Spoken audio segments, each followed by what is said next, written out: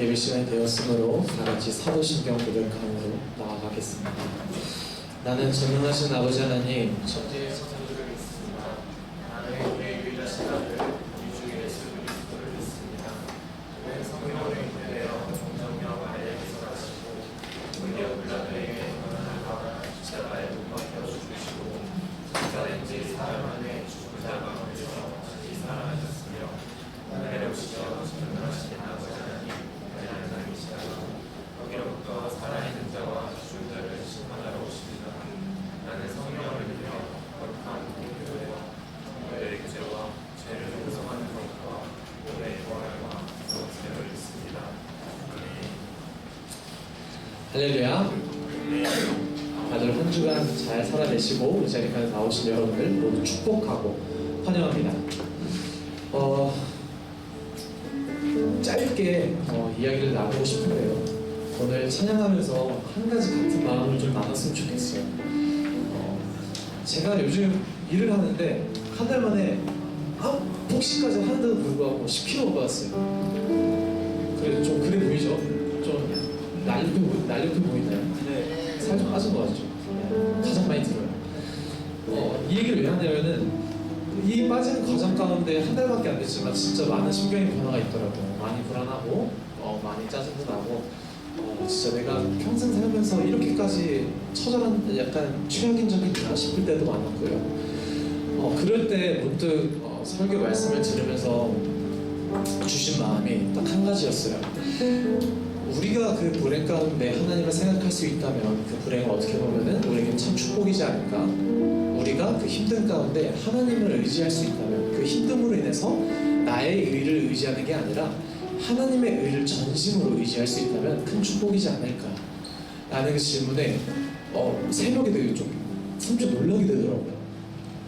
나는 이걸 짜증만 내던 것이었는데 난 싫어하던 것이었는데 여러분들 그러신 적이 있으신가요? 정말 내가 싫어하던 존재, 싫어하던 것이 어느새 나에게 큰 축복으로 다가와지는 여러분들이 정말 기뻐하지 못하고 짜증만 나는 것이 정말로 하나님 앞에 기뻐하고 내 마음 가운데 정말 그 사랑이 넘치는 그런 경험을 하신 적이 있나요?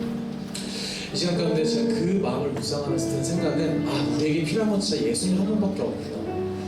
우리가 아무리 고백하고 아무리 좋은 것을 시간을 따라가려고 해도 예수님 한 분밖에 없구나. 그래서 처음 오신 분들, 오랜만에 오신 분들, 함께 이 자리에 함께하는 여러분들 모두 예수님의 마음이 무엇일까? 예수님이란 존재가 무엇일까? 또 내게 주시는 예수님의 그 은혜가 무엇이었을까? 하는 마음을 같이 묵상하면서 찬양을 나아갔으면 좋겠습니다. 주 앞에 찬양을 나아가고요.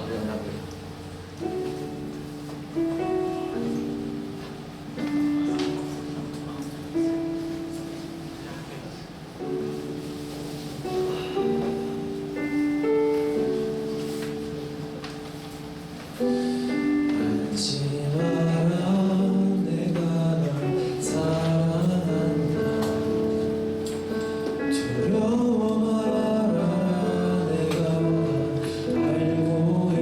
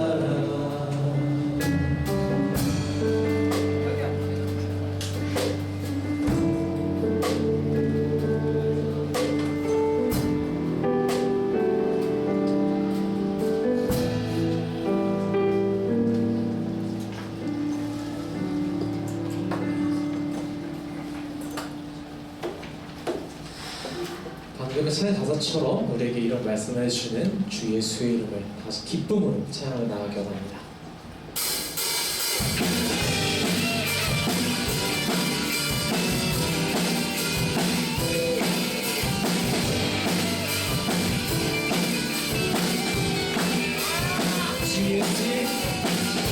주 예수의 이름 높이세 나를 걷는 깃발처럼 모든 사람 진리를 보며 그대 주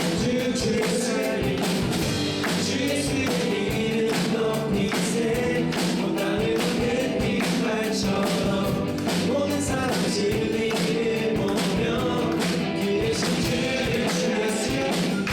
주 예수여 주 예수여 높임을 받으시옵소서 주 예수여 주 예수여 높임을 받으시옵소서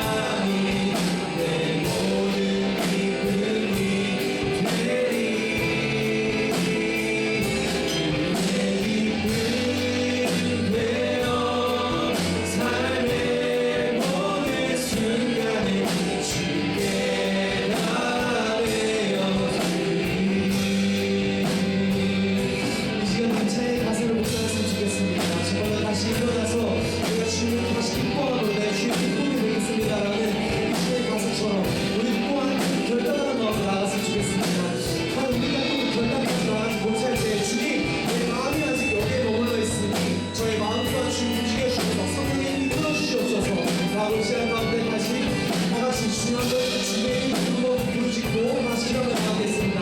다시 일어나겠습니다. 주여.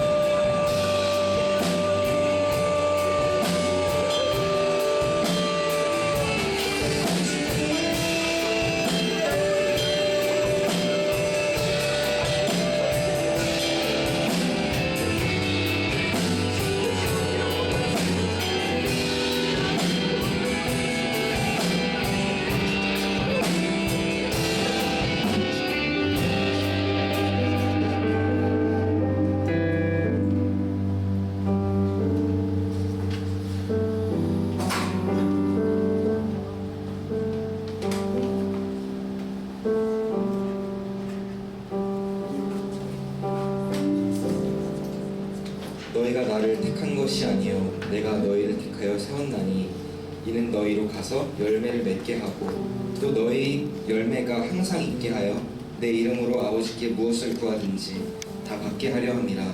아멘. 사랑과 은혜가 풍성하고 자비로우신 하나님 아버지, 오늘도 주님 앞에 나와 예배드릴 수 있게 하심에 감사드립니다. 주님께로 나아갈 이 예배의 자리가 그저 자리를 채우고 시간을 흘려보내는 자리가 아니라 여기에 모인 청년 지체들 모두가 온 마음을 다하여 주님께 모든 것을 맡기고 저희들의 연약함을 고백하고 또한 저희들에게 응답 주시기를 갈망하는 자리가 될 수 있게 하여 주시고 새로운 한 주를 살아갈 수 있는 힘을 얻고 회복하여 참된 기쁨을 얻는 은혜의 현장이 될 수 있도록 주님 인도하여 주세요. 아버지 하나님, 오늘 추수감사주일 예배로 주님께 올려드립니다. 이곳에 모인 지체들 모두가 올 한 해를 돌아보면서 주님 안에서 각자의 삶 가운데 여러 방면에서 열매 맺을 수 있도록 이끌어가신 그 하나님의 권능에 감사하며 예배드리고 기도할 수 있도록 인도하여 주세요. 하나님의 인도하심에 순종하며 살아왔는지 때로는 우리의 생각이 하나님의 임재하심보다 더 커져 하나님을 멀리하지는 않았는지 돌아보며 올 한 해 각자의 신앙을 말씀에 비추어 보며 영적인 유종의 미를 이뤄갈 수 있도록 인도하여 주시고 내년에는 더욱 하나님의 권능에 이끌려 철저히 순종하는 삶을 살아갈 수 있길 다짐하고 어떤 열매를 허락하실지를 기대하며 하나님의 계획을 사모하기로 결단하는 오늘의 예배가 될 수 있도록 인도하여 주세요. 또한 오늘 홈커밍데이로 하나님께 드립니다. 그동안 예배의 자리에 참석하지 못했던 장결자들과 새가족들 그리고 모든 예배자들을 축복하는 마음으로 예배드릴 수 있도록 우리의 마음을 거룩하게 구별하여 주시기를 소망합니다.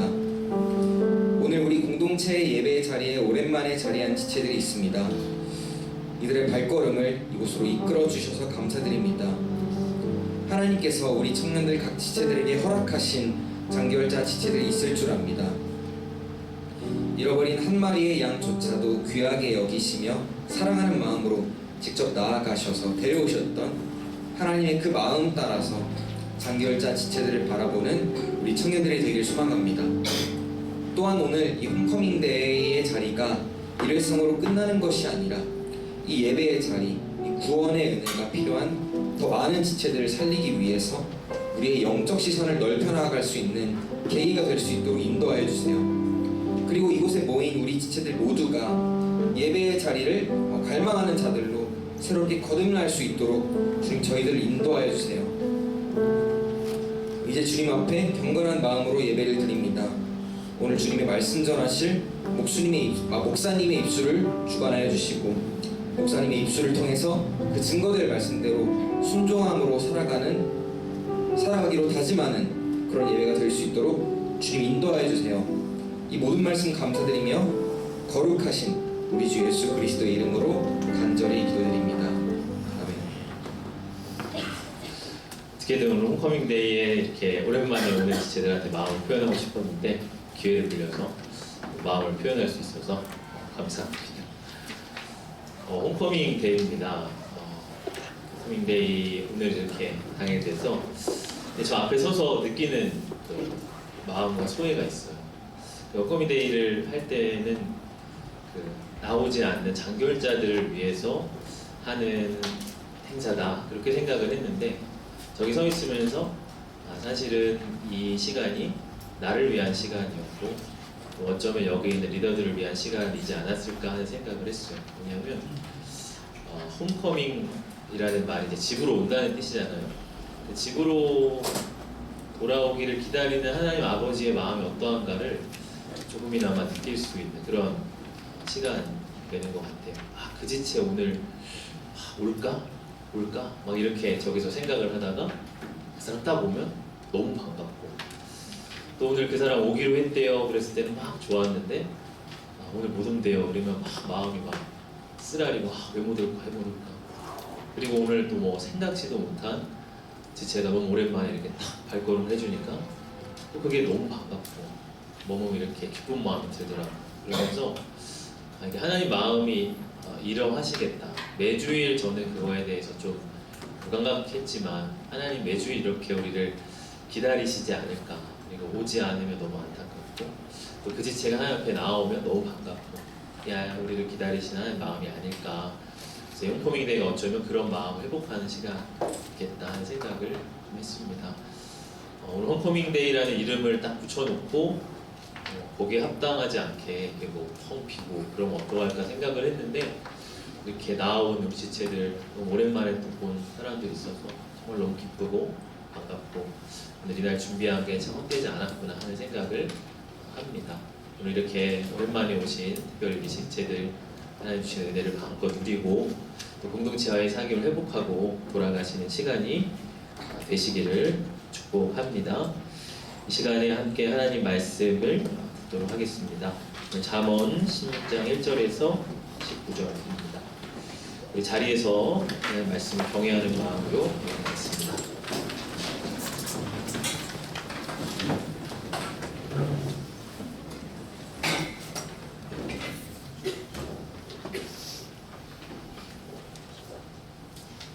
저랑 한 절씩 교독하겠습니다.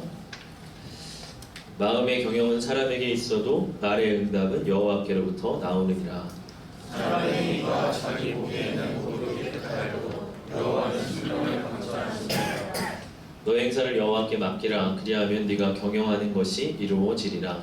여호와께서 온갖 것을 그 쓰임에 적당하게 지으셨나니 악인도 악한 날에 적당하게 하셨느니라. 물은 마음이 교만한 자를 여호와께서 미워하시나니 피차 손을 잡을지라도 벌을 면하지 못하리라. 인자와 진리로 인하여 죄악이 속하게 되고 여호와를 경외함으로 말미암아 악에서 떠나게 되느니라. 사람의 행위가 여호와를 기쁘시게 하면 그 사람의 원수라도 그와 더불어 화목하게 하시느니라. 적은 소득이 공의를 경하면 많은 소득이 불의를 경한 것보다 나으리라. 사람이 마음으로 자기의 길을 계획할지라도 그의 걸음을 인도하시는 이는 여호와시니라. 하나님의 말씀이 왕의 입술에 있은즉 재판할 때 그의 일이 그르치지 아니하리라. 공평한 저울과 접시 저울은 여호와의 것이요 주머니 속의 저울추도 다 그가 지으신 것이니라. 악을 행하는 것은 왕들이 미워할 바니 이는 그 보좌가 공의로 말미암아 굳게 섬이니라. 위로운 입술은 왕들이 기뻐하는 것이요 정직하게 말하는 자는 그들의 사랑을 입느니라. 왕의 진노는 죽음의 사자들과 같아도 지혜로운 사람은 그것을 쉬게 하리라. 왕의 희색은 생명을 뜻하나니 그의 은택이 늦은 비를 내리는 구름과 같으니라. 지혜를 얻는 것이 금을 얻는 것보다 얼마나 나오고 영철을 얻는 것이 은을 얻는 것보다 더욱 나으리라. 악을 떠나는 것은 정직한 사람의 대로이니 자기의 길을 지키는 자는 자기의 영혼을 보전하느니라. 교만은 패망의 성공이요 거만한 마음은 넘어짐의 앞잡이니라. 읽겠습니다. 겸손한 자와 함께하여 마음을 갖추는 것이 교만한 자와 함께하여 탈취물을 나누는 것보다 나으니라. 아멘. 이것은 하나님의 말씀입니다. 자리에 앉으시겠습니다. 오늘은 너의 행사를 여호와께 맡기라 하는 제목으로 말씀을 나누고자 합니다.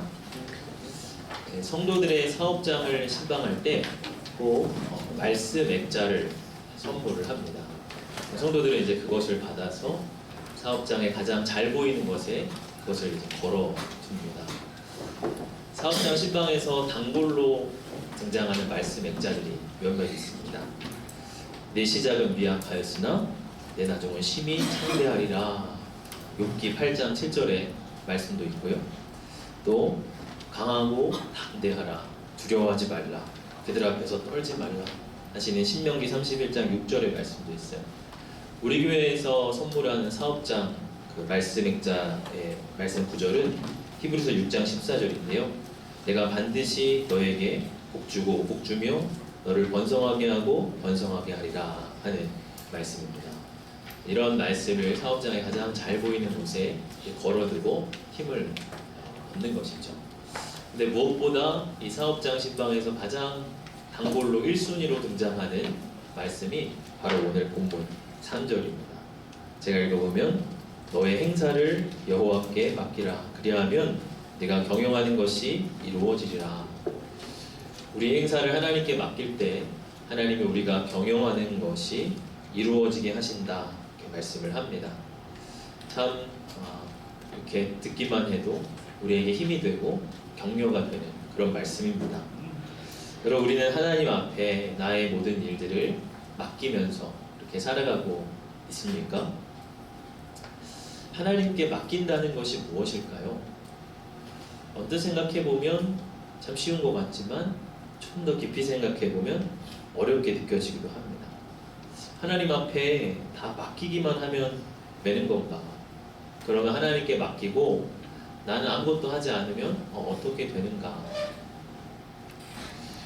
오늘 이렇게 본문을 보면요, 이 사람의 영역과 하나님의 영역이 구분돼서 나타납니다.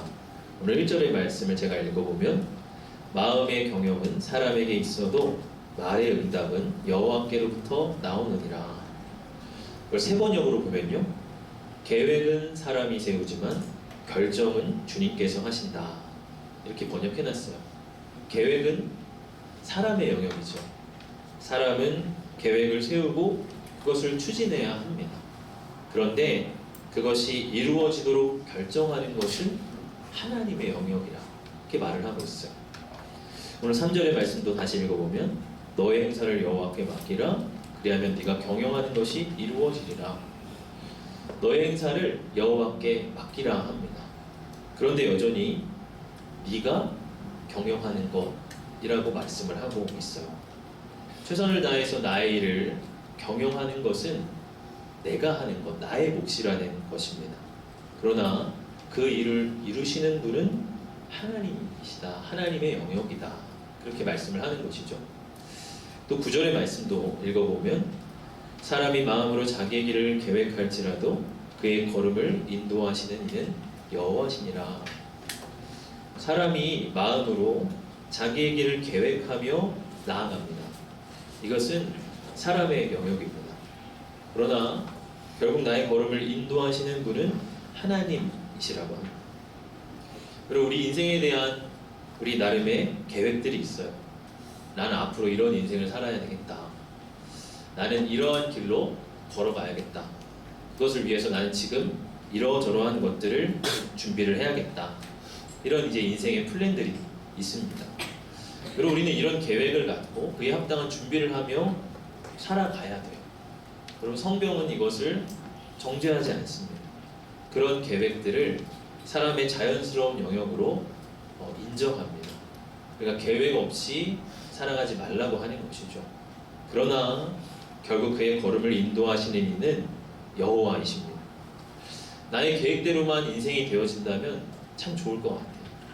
나는 30살쯤에는 이런 인생을 살고 40살쯤 되면 아마 뭐 이런 가정을 꾸려서 이런 삶을 살고 있을 거고 50이 되어서는 그래도 이런 정도의 삶을 내가 살아가고 있진 않을까, 뭐 그런 나름의 그림을 그립니다. 그러나 내 뜻대로 되어지지 않는 것이 인생이죠. 결국 우리의 인생의 걸음을 인도하시는 분은 하나님이십니다. 어쩌면 하나님께 맡긴다는 것은 이런 하나님의 주권을 인정하는 일입니다. 나의 노력과 계획이 내 인생을 궁극적으로 결정하는 것이 아닙니다. 결국 내 인생을 이끄시는 분은 하나님이십니다. 하나님이 내 삶에 가장 선한 계획을 가지고 계시고 나에게 가장 필요한 것이 무엇인지 잘 아십니다. 내 삶에 오직 하나님의 뜻만이 설 것입니다. 나의 걸음을 인도하소서. 이렇게 하나님의 주권을 인정하고 신뢰하는 것이 곧 하나님께 맡기는 인생을 사는 것이죠. 사람의 영역과 하나님의 영역은 신비의 차원으로 연합되어 있습니다. 그것의 원인과 결과를 논리적으로 파헤치는 것은 불가능하고 무의미합니다. 그리고 우리는 어느 한쪽 극단에 빠지지 않도록 주의를 해야 됩니다. 사람의 영역만을 강조할 때 지나친 현실주의자나 메마른 합리주의자가 될 수가 있어요. 결국 내 인생은 내가 어떻게 하느냐에 달린 거야. 가만히 앉아있는다고 해서 떡 하나라도 나오는 줄 알아? 하면서 자기의 일이나 공부, 사업에만 몰두할 수 있어요. 한편으로는 그런 사람이 자기 처신도 잘하고 지혜로운 사람처럼 보이기도 합니다. 그러나 그런 때에 하나님의 주권과 인도를 신뢰하는 신앙의 여지가 사라지게 됩니다. 반대로 하나님의 영역만을 강조할 때 자기 삶에 대한 무책임에 빠질 수가 있습니다. 자신 아무런 노력도 하지 않은 채 다 하나님께 맡긴다는 식이죠. 언뜻 보면 참 신앙이 좋은 것 같아요.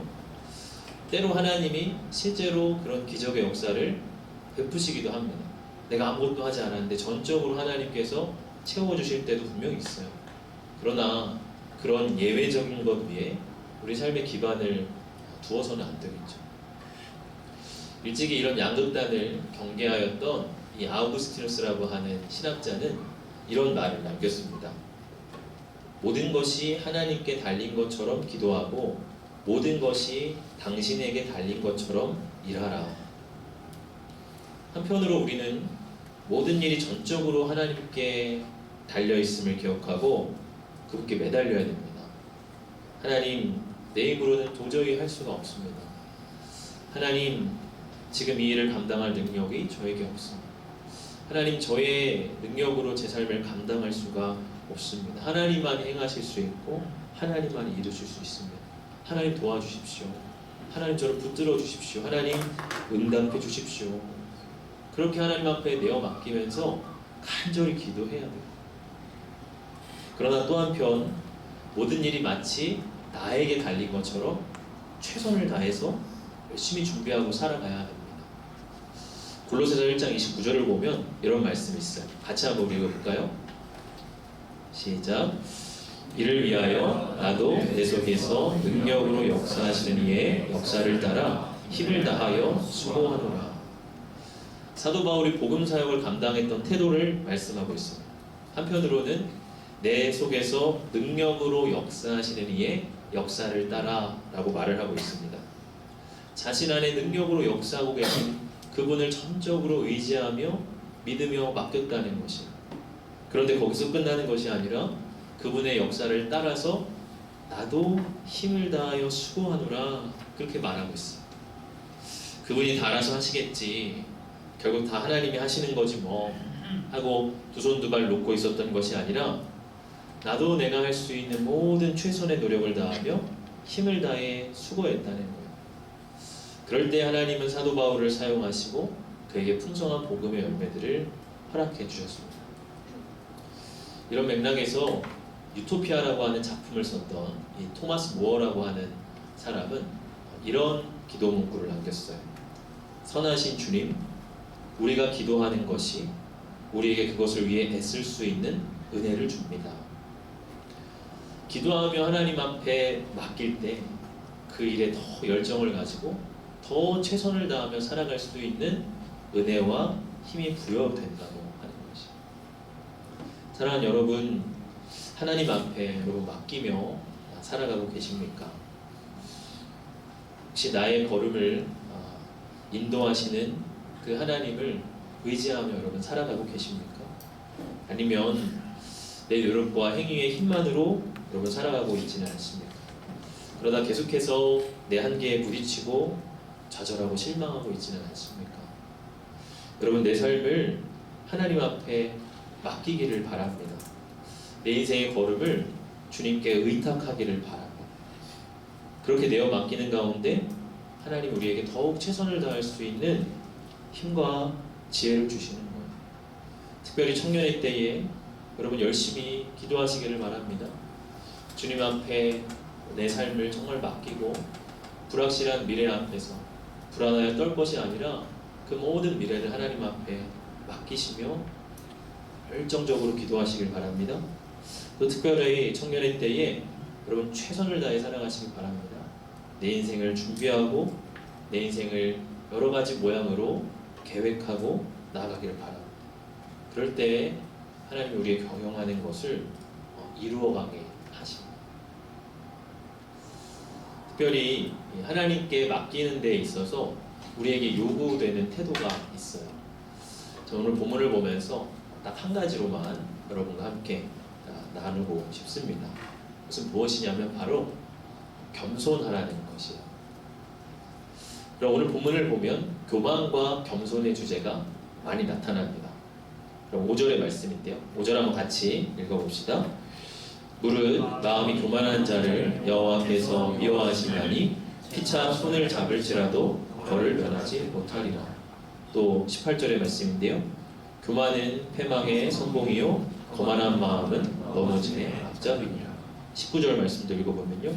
겸손한 자와 함께하여 마음을 낮추는 것이 교만한 자와 함께하여 살치구를 나누는 것보다 나으니라.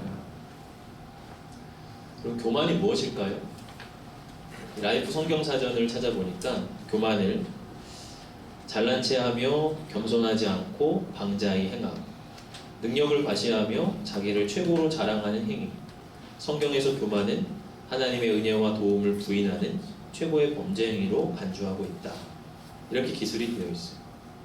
결국 하나님의 은혜와 도움을 부인하는 것이 교만이라고 하는 것이에요. 하나님의 은혜와 도움 없이도 나의 힘과 노력으로도 충분히 잘 살 수 있다고 생각하는 것이 교만입니다. 단순히 잘난 척하고 뻐기는 것이 교만이 아니에요. 교만은 여러 가지 모습으로 나타날 수 있습니다. 때로 겸손이라는 과면을 쓰고도 교만이 나타날 수 있습니다. 그러나 교만의 본질은 결국 하나님의 은혜와 도우심을 부인하고 거절하는 것입니다. 하나님은 마음이 교만한 자들을 미워하신다라고 말씀을 합니다. 하나님은 창조주시고 우리는 피조물입니다. 그런데 피조물에 불과한 인간이 하나님 앞에 스스로를 높이고 거만하게 살아간다면 그것이 얼마나 볼썽사나운 모습이겠어요. 또한 교만은 패망의 선봉이요 거만한 마음은 넘어짐의 앞잡이라고 말씀을 하고 있습니다. 그리고 대부분 스포츠에서 가장 기본은 자세를 낮추는 것입니다. 무게중심이 위로 가 있으면 쉽게 흔들리고 넘어질 수 있기 때문에 그래요. 그러나 유도나 레슬링 같은 그런 경기를 생각해 보면 무게중심을 최대한 아래로 하고 몸을 바짝 낮춰야 됩니다. 그럴 때 상대가 흔들어도 쉽게 흔들리지 않게 되는 것이죠. 여러분, 우리의 인생도 그러합니다. 우리의 무게중심을 낮춰야 돼요. 우리가 하나님 앞에 우리 자신을 낮추며 살아가야 돼요. 그럴 때 인생의 어떠한 시련에도 우리가 흔들리지 않을 수 있어요. 우리가 어떤 시련과 유혹 앞에 쉽게 흔들린다면 지금 인생의 무게중심이 너무 높아져 있는 거예요. 하나님을 잃어버리고 내 힘과 노력으로 내가 지금 살아가고 있는 것입니다. 그런 하나님 앞에 나를 낮추고 겸손하게 살아갈 때 우리는 흔들리지 않고 꿋꿋이 우리의 길을 걸어갈 수가 있다고 하는 것이죠. 여러분, 결국 하나님 앞에 맡긴다고 하는 것은요, 어떤 한 번의 이벤트가 아니라 매일의 삶을 하나님 앞에 겸손하게 살아가는 것입니다. 열왕기상 3장을 보면 이 솔로몬 왕의 이야기가 나옵니다. 이 다윗 왕을 이어서 솔로몬이 왕이 되었어요. 이 솔로몬은 기브온 산당에서 1,000번제라고 하는 큰 제사를 하나님 앞에 올려드립니다. 그때 하나님께서 밤에 이렇게 꿈에 솔로몬에게 나타나세요. 그리고 내가 너에게 무엇을 줬고 너는 말하라, 그렇게 이야기를 하시죠. 그때 솔로몬이 하나님 앞에 이렇게 말을 합니다. 열왕기상 3장 7절에서 9절인데요. 좀 길지만 한번 같이 읽어보겠습니다. 나의 하나님 여호와여, 주께서 종으로 종의 아버지 다윗을 대신하여 왕이 되게 하셨사오나 종은 작은 아이라 출입할 줄을 알지 못하고 주께서 택하신 백성 가운데 있나이다. 그들은 큰 백성이라 수요가 많아서 셀 수도 없고 기록할 수도 없사오니 그가 주의 이 많은 백성을 재판할 수 있사오리까. 듣는 마음을 종에게 주사 주의 백성을 재판하여 선악을 분별하게 하옵소서. 종은 작은 아이라 그렇게 말을 하고 있습니다. 여러분, 솔로몬이 왕이 될 당시에 이스라엘의 국력은 최고 정점에 이르렀습니다. 그리고 솔로몬 자신도 굉장히 똑똑하고 지략과 학식이 풍부한 사람이었어요. 이 정도라면 스스로 내가 이것을 가지고 뭔가 한번 제대로 한번 뭔가 해볼 수 있겠구나. 이스라엘 역사에 내 이름을 한번 길이길이 새길 수 있는 그런 업적을 한번 할 수 있겠구나. 내가 한번 대박 한번 터뜨려 봐야 되겠다. 이런 야망을 충분히 가질 수 있죠. 그런데 솔로몬의 고백은 종은 작은 아이라 하는 것이에요. 작은 아이라고 하는 것은 인간으로서 자신의 한계를 고백하는 것이죠. 저는 작은 아이에 불과합니다. 저는 무엇이 옳고 그른지조차 분간하지 못합니다. 저의 능력은 지극히 미천합니다. 하나님, 저를 도와주십시오. 저에게 듣는 마음을 허락해 주십시오. 그래서 이 왕으로서의 사명을 주님 감당할 수 있도록 주여 도와주시옵소서. 이렇게 하나님 앞에 간구했던 것이죠. 솔로몬은 이렇게 하나님 앞에 겸손히 자기를 낮춘다고 하는 것은 곧 왕으로서 자신의 삶을 하나님 앞에 맡긴다고 하는 것이었어요. 그럴 때 하나님께서 그가 왕으로 경유해 가는 것을 온전히 이루어지게 하셨던 것이죠. 그리고 우리가 우리의 삶을 하나님 앞에 이렇게 낮추어야 합니다. 그리고 우리는 작은 아이에 불과해요. 우리가 아이와 같이 우리 스스로를 낮출 때 우리는 하나님 나라에 합당한 자가 되는 것이고, 우리 청년부 소그룹 모임에 참석했을 때 어떤 이제 지체가 했던 고백이에요. 그 지체는 참 세상에서 열심히 살고 알바하느라고 주일 예배도 자주 빠지는 그런 지체예요. 근데 다행히 오늘은 나왔습니다. 그 지체가 안 나오면 어떡할까 이렇게 제가 고민을 했는데 오늘 나왔어요. 그 지체 하는 얘기가 자기는 자존감이 참 낮다는 거예요. 그래서 어떤 일을 하면서도 사람들의 눈치를 많이 보고 위축이 되어서 살아갔다는 거죠. 그런데도 하나님 앞에서는 자기를 낮추지 못하고 세상에 빠져서 자기가 지낸 것 같더라는 그런 고백입니다. 그런데 그의 소그룹 리더의 도움을 통해서 하나님 앞에 그의 신앙을 조금씩 회복하게 되었고, 그러면서 자기 안에 자신감과 긍정적인 마음이 회복이 되었다는 거예요. 그 지체의 표현에 의하면 그렇게 말을 합니다. 하나님 앞에서 자존심을 내세우고 고개를 들 때는 세상에 고개를 숙이고 위축되어 살게 되는데, 내가 하나님 한 분 앞에만 고개를 숙이니까 세상 앞에서는 더 자신감이 생기고 더 당당해지더라는 것이죠. 참 그 고백이 귀하고 공감이 되었어요. 여러분, 우리가 세상 앞에는 자존심도 버리고 나를 낮추면서 살아갑니다. 그런데 하나님 앞에서는 그렇게 자존심을 내세워요. 하나님이 아무리 부르셔도 묘지부동입니다. 뭔가 거꾸로 된 것이죠. 하나님이 그렇게 하시는 것은 결코 당신이 세상보다 작아서가 아니라 여러분들을 지극히 사랑하시기 때문에 그렇습니다. 여러분, 우리가 이렇게 거꾸로 되어서는 삶이 회복되지 않습니다. 하나님을 두려워하지 않으면 세상 모든 게 두렵게 됩니다. 그러나 하나님 한 분만 두려워하면 세상에 대한 두려움이 사라집니다. 하나님 앞에 고개 숙이지 않으면 세상에서 무수히 우리는 고개를 숙이고 뻗고 살아가죠. 그런데 하나님 한 분 앞에서만 내 고개를 철저히 숙일 때 우리는 세상 앞에서 고개를 들고 당당하게 살아갈 수 있습니다. 그것이 참 지혜의 삶입니다.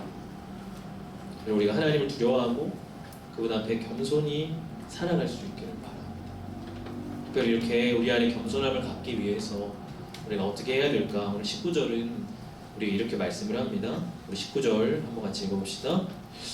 겸손한 자와 함께하여 마음을 낮추는 것이 교만한 자와 함께하여 탄식을 낳는 것보다 나으며. 겸손한 자와 함께하여 그렇게 말을 하고 있습니다. 겸손하기 위해서는 겸손한 자들과 함께 하라는 거예요. 그럼 겸손한 자들과 함께하면 겸손해집니다. 교만한 자들과 함께하면 교만해집니다. 겸손한 자와 함께하면 내 마음도 낮추게 됩니다.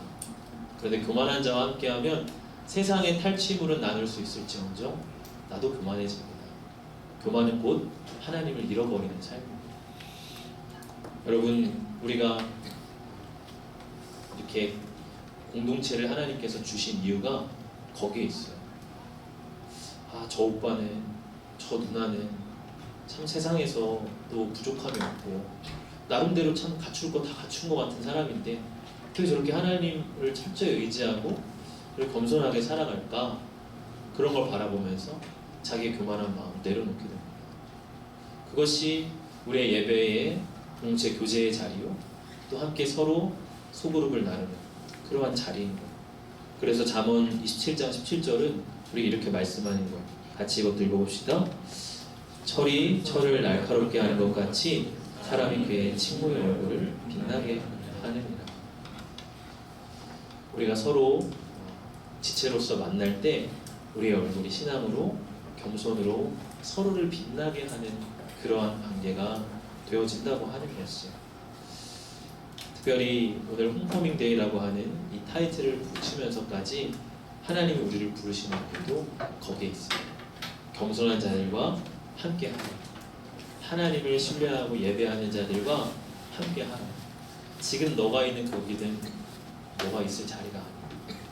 공동체와 함께 겸손한 자들과 함께하며 나를 의지하고 너의 삶을 나에게 맡기는 삶을 살아가라. 그러한 하나님의 뜻인 것이죠. 마지막으로 얘기를 나누고 마치고 싶은데, 지난주에 이제 다니엘 기도회라고 하는 교회 기도회를 했습니다. 이렇게 분들이 나와서 간증을 하는 그런 시간이었는데, 간증하는 가운데 한 분이 그런 이제 이야기를 하세요. 빨간머리 앤이라고 하는 그 책에 나오는 한 대사라는 거. 근데 그 대사가 이 앤이 하는 이야기입니다. 그가 이렇게 이야기를 합니다. 생각대로 되지 않는다는 건 정말 멋져요. 생각지도 못했던 일이 일어나는 걸요. 그 인생의 고백. 우리가 마음으로 우리의 길을 계획하지만 사실 우리의 걸음을 인도하시는 분은 하나님이십니다. 여러분, 그것이 두려우십니까? 마음대로 되지 않는 것은 멋진 일이래요. 내 생각보다 생각지도 못한 일이 우리 삶에 이루어질 수 있기 때문에 그것이 어쩌면 우리의 고백이고 참 믿는 그리스도인의 고백이 되어야 하는 것 아닌가 하는 생각을 하게 됩니다. 말씀을 정리합니다. 하나님 여러분, 하나님 우리의 걸음을 인도하고 계십니다. 하나님 여러분이 경영하는 것들을 이루어지게 하실 것이다. 하나님 앞에 여러분의 인생을 겸손하게 내어 맡기십시오. 교만함이 아니라 겸손함으로 하나님 앞에 살아가셔서 세상 앞에 또한 당당하게 여러분 매일의 삶을 최선을 다하여 살아가신 귀한 청년분들 다 되시기를 주님의 이름으로 축복합니다. 이 시간 함께 찬양하겠습니다.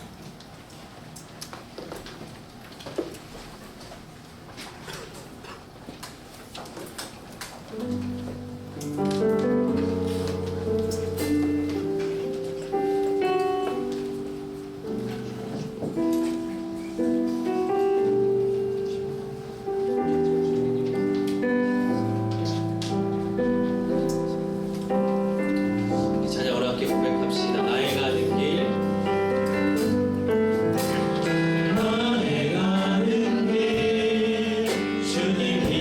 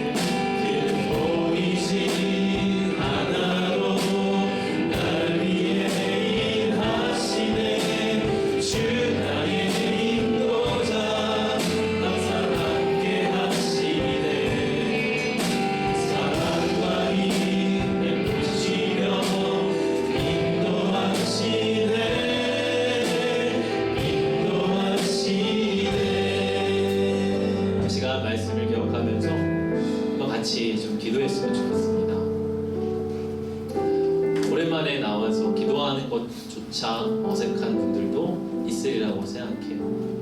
그런데 사실은요, 하나님은 그런 기도를 사실 더 귀 기울여 들으시고 부족한 기도일지라도 진실되게 기도하는 자의 기도를 하나님은 받으십니다.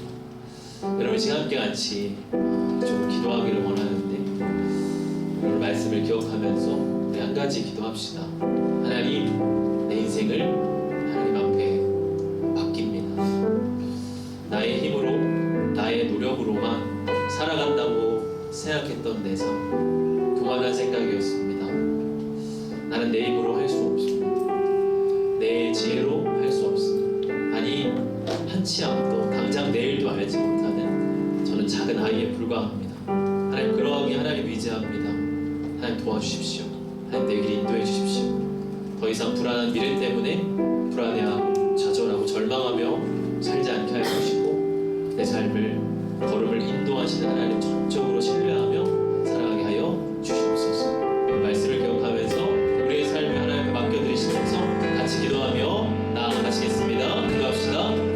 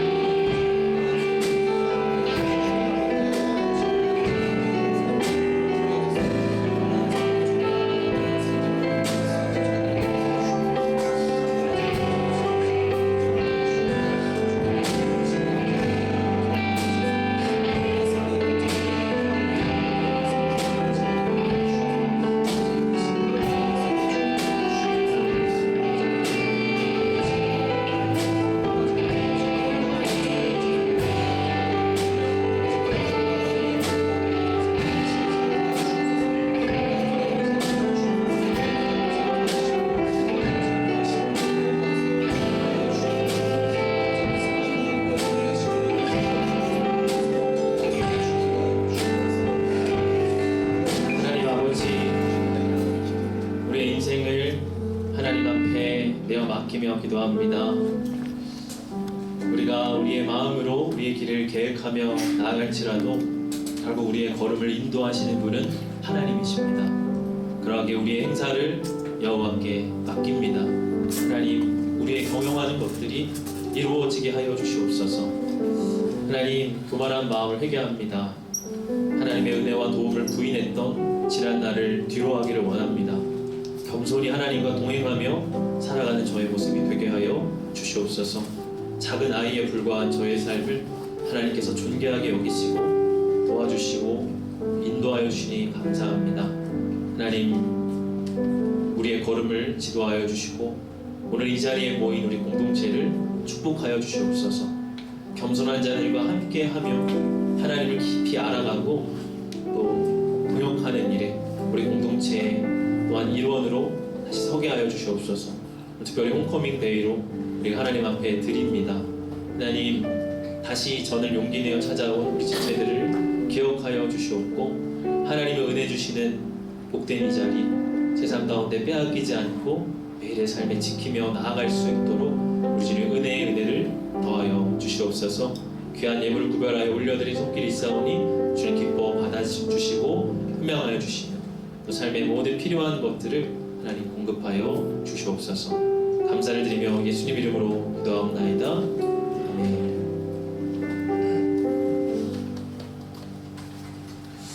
네, 제가 변신을 했습니다. 마법사는 아니고요. 오늘 이 홈커밍 데이 때 어떤 것을 하면 좋을까 하는 고민을 하다가 우리가 뭐 공연도 있고 또 하고 JW의 랩도 사실은 들어야지 맞는 그런 행사인데 오늘은 특별히 좀 성찬을 함께 나누기를 원하는 그런 마음 하나님이 주셨습니다.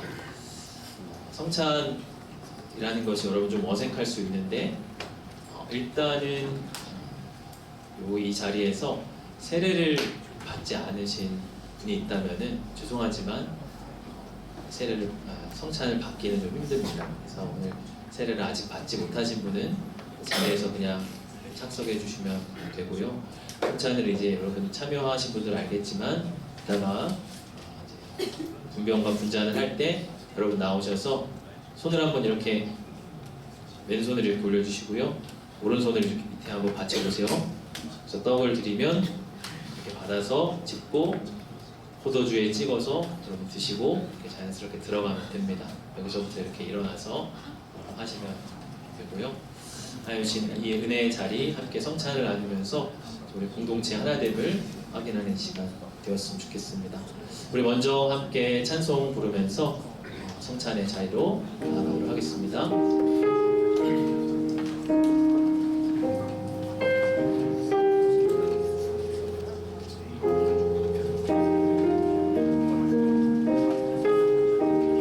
찬송합니다. 오 나의 주님.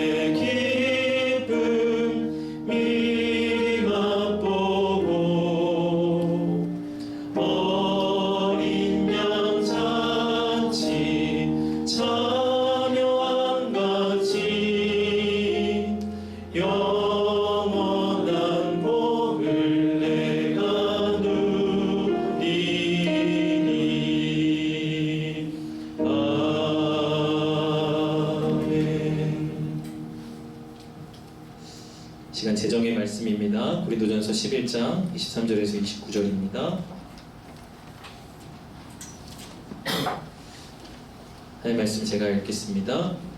내가 너희에게 전한 것은 주께 받은 것이니 곧 주 예수께서 잡히시던 밤에 떡을 가지사 축사하시고 떼어 이르시되 이것은 너희를 위하는 내 몸이니 이것을 행하여 나를 기념하라 하시고 식후에 또한 그와 같이 잔을 가지시고 이르시되 이 잔은 내 피로 세운 새 언약이니 이것을 행하여 마실 때마다 나를 기념하라 하셨으니 너희가 이 떡을 먹으며 이 잔을 마실 때마다 주의 죽으심을 그가 오실 때까지 전하는 것이니라. 그러므로 누구든지 주의 떡이나 잔을 합당하지 않게 먹고 마시는 자는 주의 몸과 피에 대하여 죄를 짓는 것이니라. 사람이 자기를 살피고 그 후에야 이 떡을 먹고 이 잔을 마실지니 주의 몸을 분별하지 못하고 먹고 마시는 자는 자기의 죄를 먹고 마시는 것이니라. 아멘.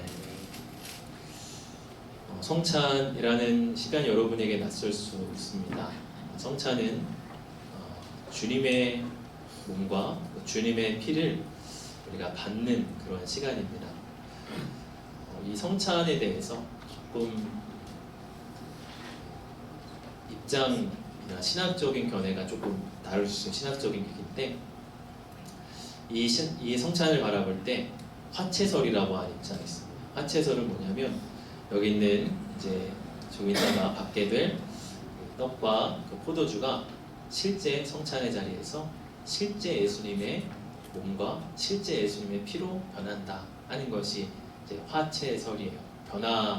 예수님의 몸으로 변화된다라는 게 화채설이고, 이제 로마 가톨릭 천주교에서는 이 화채설의 입장을 가지고 있습니다. 또 한편의 입장에서는 뭐가 있냐면 상징설 혹은 기념설이라고 하는 것이 있어요. 여기에서 있는 이 빵과 포도주는 하나의 상징이다. 예수님의 몸, 예수님의 피를 하나의 상징하는 거고, 그 상징물을 통해서 우리가 예수님의 십자가 사건을 기억하는 시간이다 하는 그런 이제 입장이 있습니다. 아마도 여기 계신 분들 중에서도 이런 상징설이나 기념설의 생각을 가지고 성찬을 대하는 분도 있을 거예요. 그런데 우리는 이제 장로교고요. 우리 장로교의 가장 이렇게 큰 신학자는 칼뱅이라고 하는 이제 신학자인데, 우리 장로교와 개혁교회의 성찬을 바라보는 입장은 무엇이냐면 성령 임재설입니다. 성령 임재설은 무엇이냐면 성령님께서 믿는 자들이 성찬을 받을 때 성령님께서 이 자리에 임하셔서 이 떡과 이 잔을 예수님의 몸과 피가 되게 하신다는 것, 성령님의 능력으로 그렇게 됩니다. 여러분, 단지 여러분 받는 빵과 포도주가 하나의 단지 상징에 그친 것이 아닙니다. 성령께서 그 자리에 임재하실 때 우리는 주님의 몸과 피에 참여하는 자가 되는 거예요. 또 하나, 주님의 몸과 피에 참여한다는 건 뭐냐면 예수님과 연합하는 것을 이야기합니다. 우리가 이것을 먹으면서 예수님의 몸과 피를 공유하는 거예요. 그래서 예수님과 연합하고 예수님에게 있는 모든 은혜, 그분의 영생을 내 안에 받아들이는 그런 시간입니다. 여러분들 믿음으로 이 성찬을 받으시기를 바랍니다. 이 성찬을 받을 때 예수님의 영원한 생명이 여러분을 채우고, 우리가 이제 배고프다가 맛있는 거 먹으면 육체에 힘이 나잖아요. 그런데 오늘 이 성찬을 받을 때 여러분의 영혼이 힘이 나고 다시 생명을 얻게 될 것입니다. 그러한 믿음으로 이 성찬에 참여하시는 여러분 되길 바랍니다. 함께 기도하겠습니다.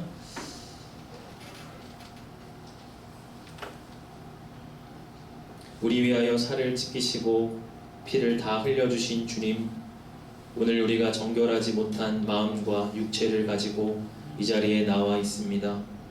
이제 주님의 살과 피를 재현하는 귀한 성례전에 서 있나이다.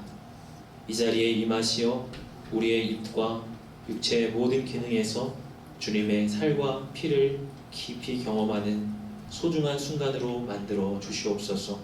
그리하여 주님을 뵙는 기쁨이 가득하게 하시옵소서. 온전히 성령님의 특별하신 임재 안에서 이 고귀한 성례전이 이루어지게 하시옵소서. 우리 위하여 살을 찢기시고 피를 흘리신 우리 주님 예수 그리스도의 이름으로 기도하옵나이다. 아멘. 부장님 잠시 나오셔서 도와주십시오.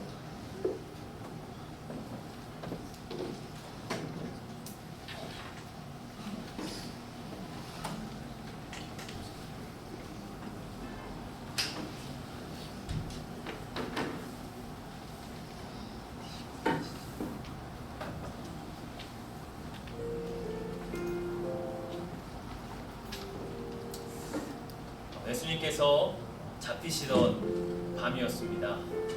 예수님은 사랑하시는 제자들과 함께 마지막 유월절 식사를 나누셨습니다. 그때 예수님께서 빵을 들어 축사하셨습니다.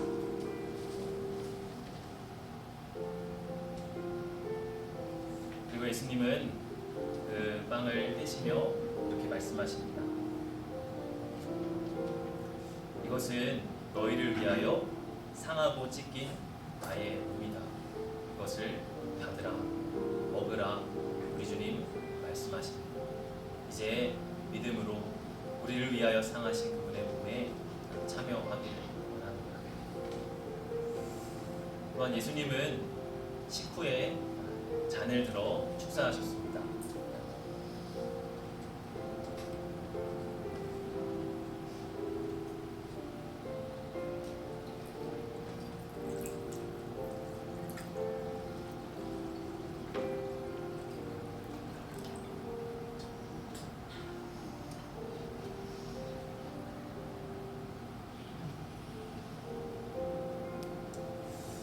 예수님은 이 잔을 제자들에게 나누어 주시면서 말씀하십니다. 이것은 너희를 위하여 흘리는 나의 피, 곧 새 언약을 위한 나의 피다. 받으라, 마시라. 우리 주님 명령하셨습니다. 이제 우리를 위하여 피 흘리신 주님의 십자가 보혈을 깊이 묵상하며 주님의 잔에 참여하도록 하겠습니다.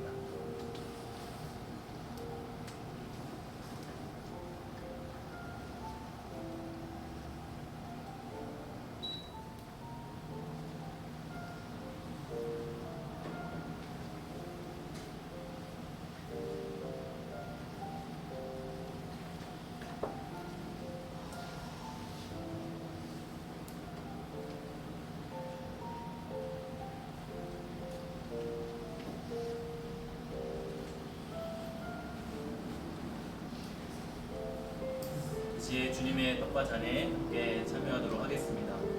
1분다부터 일어나서 앞으로 나오셔서 뒤로 돌아가시면 되고요. 세례 받으신 분들만 나오셔서 함께 참여하도록 하겠습니다.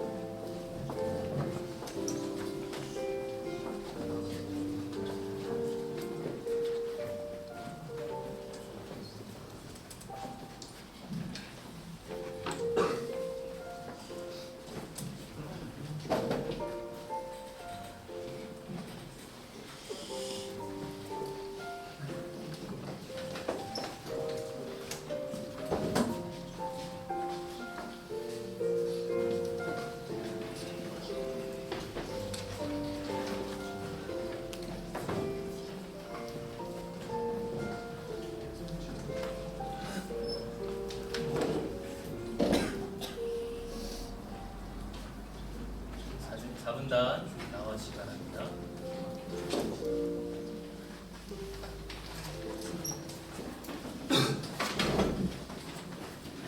참 받지 못한 분들도 다 같이 함께 나오세요.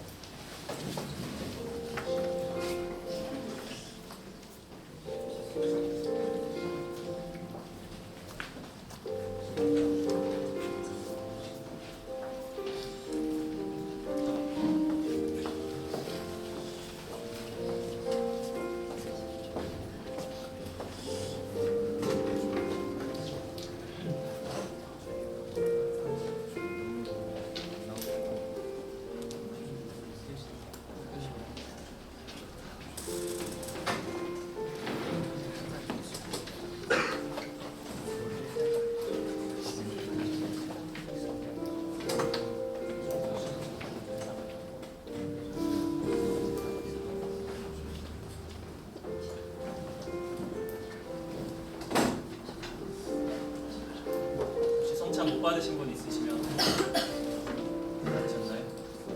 기도하겠습니다. 사랑의 하나님 아버지, 자비하시는 총으로 우리들을 이 성찬에 참여하게 하시고 사죄와 구원의 은혜를 새롭게 하여 주심을 감사드립니다. 우리가 우리 주님의 동일한 지체임을 확인하게 하시오니 감사합니다. 서로 사랑하고 하나가 되는 길을 걷게 하시오니 감사합니다. 주의 살과 피가 우리의 육체를 지배하게 하옵소서. 우리로 하여금 복음에 합당한 자가 되게 하옵소서. 우리로 이 땅에 화평을 심는 자가 되게 하옵소서. 항상 예수 그리스도의 죽으심과 다시 사심을 증거하는 교회가 되게 하옵소서. 예수님의 이름으로 기도하옵나이다. 아멘. 시간에 함께 평화의 인사를 나누도록 하겠습니다. 여러분 이 성찬에 여러분 함께 참여하셨다면 우리는 이제 하나입니다. 한 떡에 참여할 때에 우리는 하나이고 예수님의 같은 몸과 피를 공유하기 때문에 이제 하나예요. 여러분 코가 낀 겁니다. 우리 한 공동체 함께 평화의 인사를 나누겠습니다. 제가 평화를 빕니다. 여러분에게 인사하면 여러분도 저를 향해서 평화를 빕니다. 이렇게 인사하시면 돼요. 평화를 빕니다. 평화를 빕니다. 평화를 빕니다. 평화를 빕니다. 우리 일어나셔서 서로에게 평화를 비는 시간을 갖겠습니다. 찾아가셔서 우리 서로 평화를 비는 찾아가서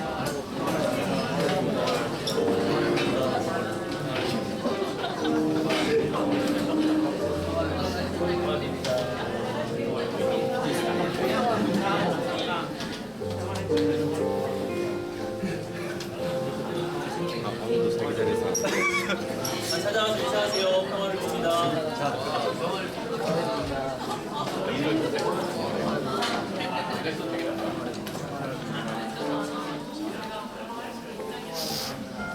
평화를 빕니다. 평화를 비시면서 신님은 자연스럽게 나오거든요. 축복 안보 시간에 평화를 빕니다. 평화를 빕니다. 자리에 앉아주세요. 공부하도록 하겠습니다. 홈커밍 데이에 오신 여러분들을 진심으로 축복하고 환영합니다.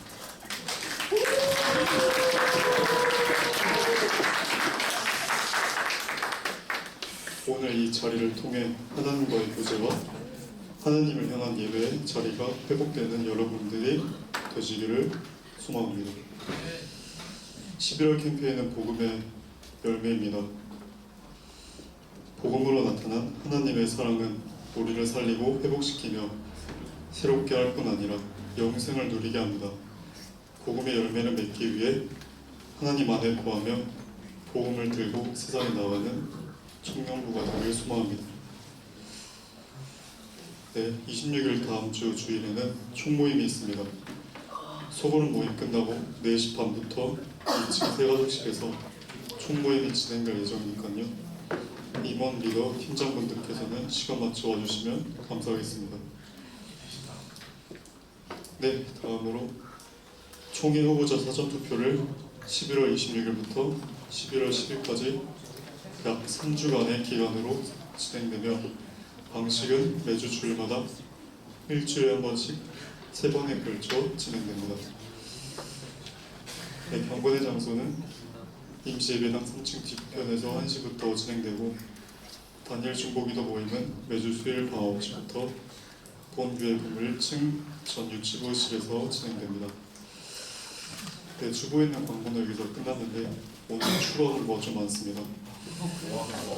오늘은 추가한 거 좀 많은데 먼저 그 권사님들께서 청년들을 위해 준비해 주신 간식으로 귤과 떡이 준비되어 있습니다. 감사합니다.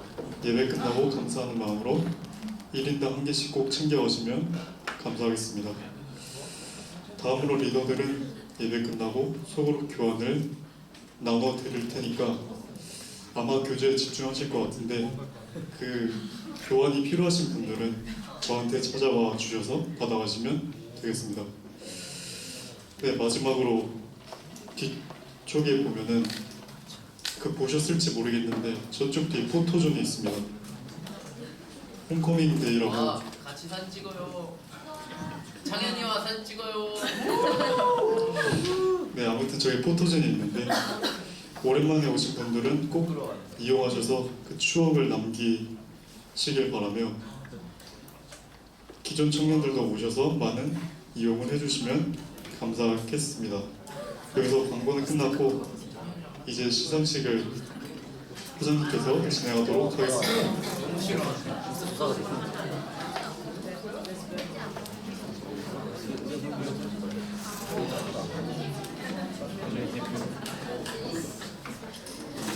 네, 네. 자, 일단 여러분들 테이블 앞에 보시면은 이제 리더분들 그 이름표가 3개, 4개 이렇게 한꺼번에 묶여 있잖아요. 이게 대그룹이에요. 그래서 리더님들께서는 이제 아마 미리 아시겠지만 우리 대그룹이 오늘 5개가 있는데 그 대그룹 인원별로 이제 가장 많이 모인 1등, 2등, 3등 대그룹을 해서 저희가 이제 상금을 그 두당만큼 전달해 드릴 겁니다. 그래서 여러분들 이따가 이제 소그룹 모임 할 때 그걸 쓰시면 되고요. 2등과 3등은 1인당 5,000원씩 저희가 드릴 거고요. 1등은 1인당 10,000원 이렇게 준비를 했습니다. 그래서 바로 시상식을 진행하도록 하겠습니다. 먼저 3등을 발표하도록 하겠습니다. 3등 여러분 감사합니다. 여러분 3등은 우리 오늘 12명이 왔다고 합니다. 자, 권나의 이재민 최진욱 대그룹 나와주세요. 자, 대표님, 자, 대표자 한번 나와주세요.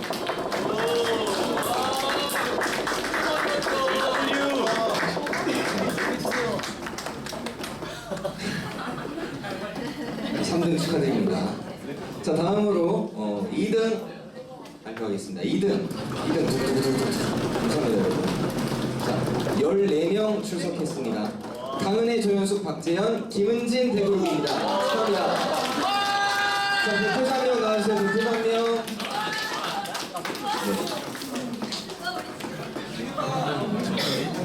와, 주도로다, 주도로.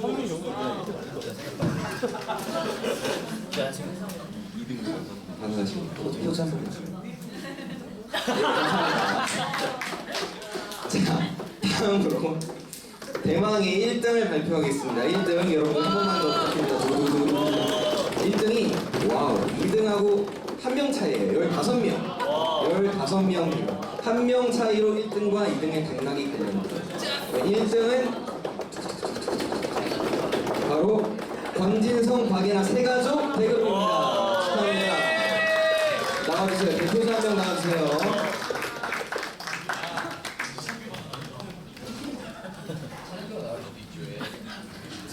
축하드립니다. 네, 오늘 이렇게 해서 시상식은 마무리를 여기서 하겠습니다. 그리고 아까 우리 총무님께서 말씀하신 것처럼 뒤쪽에 보시면은 포토존이 있어요. 그래서 오늘 특히 장기열자분들 사진 찍고 가시고요. 우리 그 외에 기존의 청년 스태프들도 뒤로 오셔서 사진 찍고 가주시면 감사하겠습니다. 축복하겠습니다. 네, 축복하겠습니다. 오늘은 또 특별히 이제 홈커밍 데이이기 때문에 우리 장결자분들과 함께 축복을 하고 싶은데요. 여러 분들이 계시고 또 오랜만에 나오셨기 때문에 따로 호명을 해서 이제 일어나서 축복을 하지는 않겠고요. 주위를 둘러보시면서 좀 못 보던 분들이나 아니면 오랜만에 뵙는 분들이 있으시면은 그분들을 향해서 함께 축복해 주셨으면 좋겠습니다.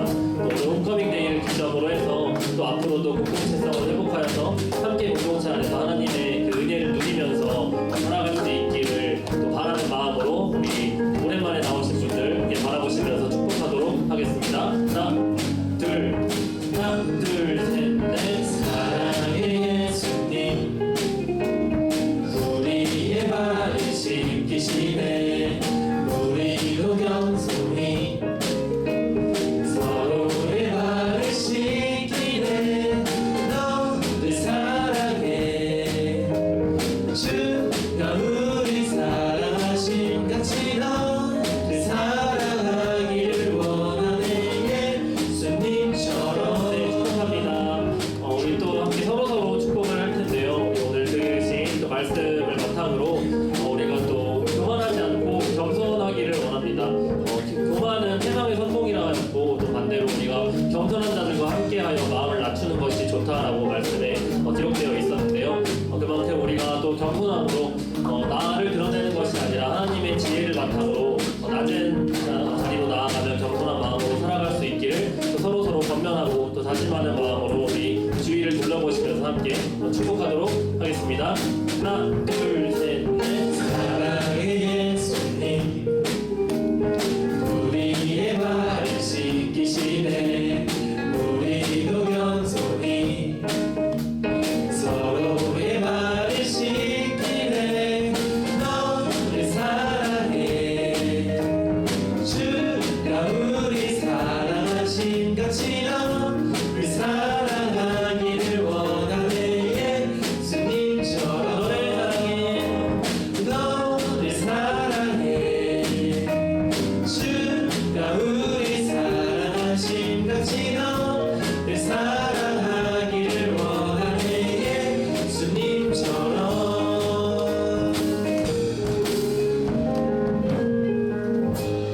우리 주 예수 그리스도의 크신 은혜와 하나님 아버지의 사랑과 성령의 교통하심이 나의 걸음을 인도하시는 하나님 앞에 나의 인생을 맡기기를 이 시간 원하고 결단하는 이 자리에 모인 주께 사랑하시는 모든 청년 공동체 우리 지체들 머리 위에 이제로부터 영원까지 함께 하시기를 간절히 축원하옵나이다. 아멘.